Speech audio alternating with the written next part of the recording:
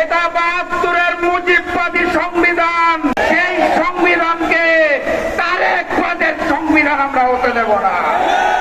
হ্যাঁ ভোটের রায়কে যারা অস্বীকার করে বেঈমানি করতে চায় তাদের স্থান এই বাংলার মসনদে হবে না। একই সাথে একই দিনে দুইটা ভোট হয়েছিল। কয়টা? একটা সংসদ গঠনের জন্য, আরেকটা সংস্কার পরিষদ গঠনের জন্য। একই দিনের একটা ভোটের শপথ তারা নিয়ে বলেছে হালাল, আরেকটা শপথ না নিয়ে ম্যানেজ ভোটে জয়ী হয়ে বলতে চায় হারাম। একই দিনে এক ভোট যদি হালাল হয় তাহলে আরেকটা হারাম হতে পারে না।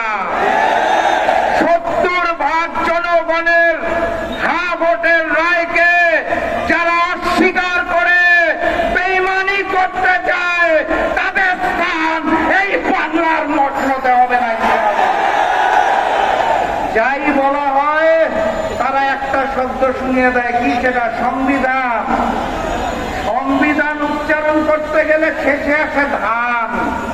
তারা ভেবেছে এটা বোধহয় ধানের শীষ, এই কারণে বারবার বলে সংবিধান। এটা হয়েছে নির্বাচনের আগে নিকৃষ্ট স্লোগান দিত, কি জানি, লাগারে লাগা ধান লাগা। ওই ধান নয়, এটা ৭২-এর মুজিববাদী সংবিধান, যা পরবর্তীতে শেখ হাসিনার সংবিধানে রূপান্তর হয়েছে।